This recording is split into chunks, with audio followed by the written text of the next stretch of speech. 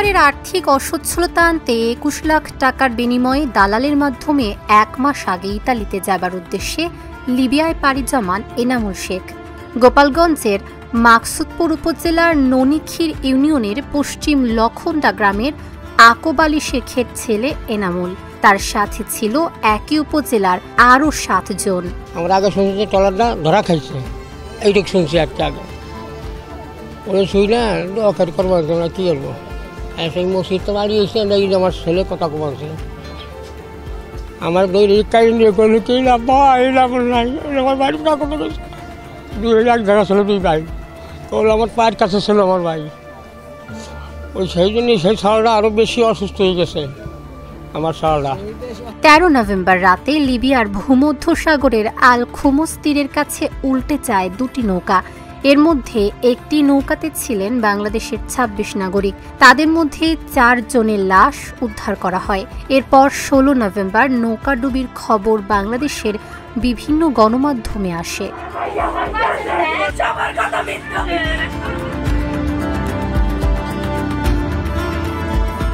বিভিন্ন স্থানে খোঁজ নিয়ে নিখোঁজদের স্বজনরা জানেন এনামুল শেখ ও আনিস শেখ মারা গেছে। এ ঘটনায় পশ্চিম লখন্দা গ্রামের ইব্রাহিম শেখ, আবুল শেখ ওরফে ধলা শেখ, দুলাল মিনা, আশিক মিনা, সোহেল মোল্লা ও কাশালিয়া ইউনিয়নের গুনহর গ্রামের নিয়াজ মিনা এখনো নিখোঁজ রয়েছে। বোর্ডের উপর দেয়া বোট উঠে গেছিল, যখন ওই কালাবুস না কি কয় ওরা যখন বন্ধ করবার কইছে তখন ট্রলার বন্ধ করে নাই। বন্ধ না করলে কালাবুস ওরা গুলি করছে। গুলি করার পরে যে ট্রলারে যে আইল দিয়ে থাকে সে পানিতে পড়ে গেছে। পরে তারপরে ওই বোট উঠেই দিয়েছে। বোট উঠেই দিলেই ওরা যার যার এক এক সিটা মিটে সাঁতার কেটে এক এক ট্রলারে উঠছে, কি যেভাবে উঠছে, মানে কারো খবর কেউ নিতে পারে না। পরে আমার স্বাস্থ্য ভাই আমার ফোন দিয়ে কইল আমার ভাই লাস্টে বলে আমার ওই স্বাস্থ্য ভাইয়ের কাছে আছে, সে বলে অসুস্থ, সেও তার এই যে ডেডে ভেঙে গেছে, মাথার আড্ডি ভেঙে গেছে। সে কান বানাচ্ছে আর ফোন দিচ্ছে, ভাই আপনার ভাই লাশ ভাই এই যে আমার পায়ের কাছে পড়ে রয়েছে ভাই, আরে ভাই এবার এই ব্যবস্থাটা আপনারা করে দিয়েন, এটা আপনারা করে দেন, আমার বাইরে দেশে না মারি দিতে পারি, আমার বাড়ির খবরটা জানি আমরা দেখতে পারি, আমরা জানি জানাজা করাইতে পারি। যে আব্বা আমার কাছে 10টা খেলে নিবি, বেলা আমাকে দেখে 10টা খেলে আমাকে ভোটের গেম দিবি।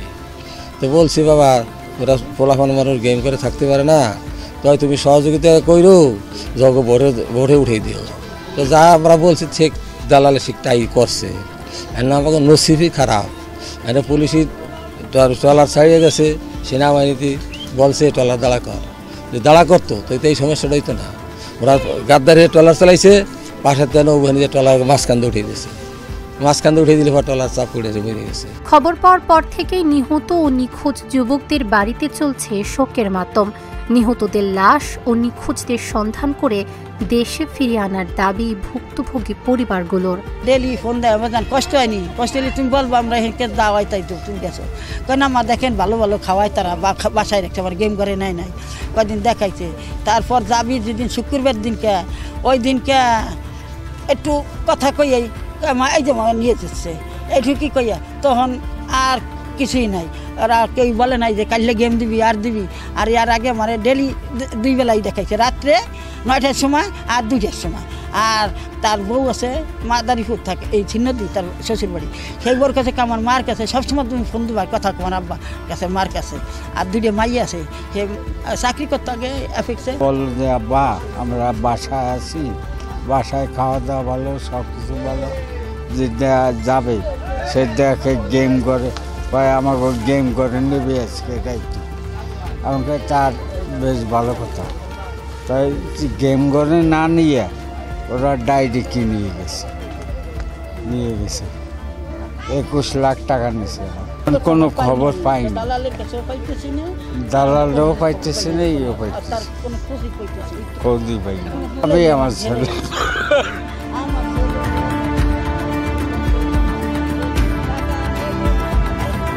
শুধু পরিবারগুলো নয়, এই ঘটনায় পুরো এলাকা জুড়ে নেমে এসেছে শোকের ছায়া। নিহত ও নিখোঁজদের বাড়িতে ভিড় করছেন আত্মীয় স্বজন ও পাড়া প্রতিবেশীরা। দালালদের মাধ্যমে বিদেশ যাওয়া ঠেকাতে প্রশাসনের হস্তক্ষেপ চান তারা। গতকালকে রাত্রে 11টার সময় খবর পেয়েছি যে আমার ভাই লিবিয়া থেকে ইটালি যাওয়ার উদ্দেশ্যে রওনা দিচ্ছে। তারপর আমিও হতাশ হয়ে যাই যে পরে যে শুনি যে অ্যাক্সিডেন্ট করছে, একটা দুর্ঘটনা ঘটছে, তাতে কেউ খোঁজ পাওয়া যায় নাই। তারপরে আমার এক এলাকার যে মেম্বার তার ছেলে একটা খোঁজ নাই, আর একটা যে দালালের মাধ্যমে গেছে তার শালাও নিখোঁজ, সে মারা গেছে। এখন আমি সরকারের কাছে যে দাবি করতেছি যে আমার ভাই বেঁচে থাকুক বা মারা যাক, তার লাশটা অর্ধপক্ষে যাতে আমরা পাই। যদি বেঁচে থাকে তাতে ভালো, মারা যায় আমরা যদি সরকারের কাছে দাবি করি যে আমাদের লাশটা যেন আমরা সুন্দরভাবে পাই। তার এই মেরুদণ্ডের হাড্ডিটা ভেঙে গেছে, একটা পা ভেঙে গেছে, দুটো হাত ভেঙে গেছে, এখন সে হসপিটালে ভর্তি আছে। ভোট বলে একটা ভোটের উপর উঠে গেছিল, সেই জন্য এই সমস্যা ওদের হয়েছে। আমরা দাবি চাই আমার ভাইটা যেন সুস্থ হয়ে দেশে আসে। ভূমধ্যসাগরে নিহত 2 জন ও নিখোঁজ 6 জনের কথা নিশ্চিত করে এই জনপ্রতিনিধি বলেন, পরিবারে আর্থিক সচ্ছলতা আনতে এভাবেই অবৈধ পথে বিদেশে যাচ্ছে অসচ্ছল যুবকরা। আমাদের এখানে শুনেছে 8 জন লোক আর কি গেছে। 8 জনের 2 জনের শোনা যাইতেছে যে এরা 2 জন একেবারেই মারা গেছে, কিন্তু আর 6 জন নিখোঁজ।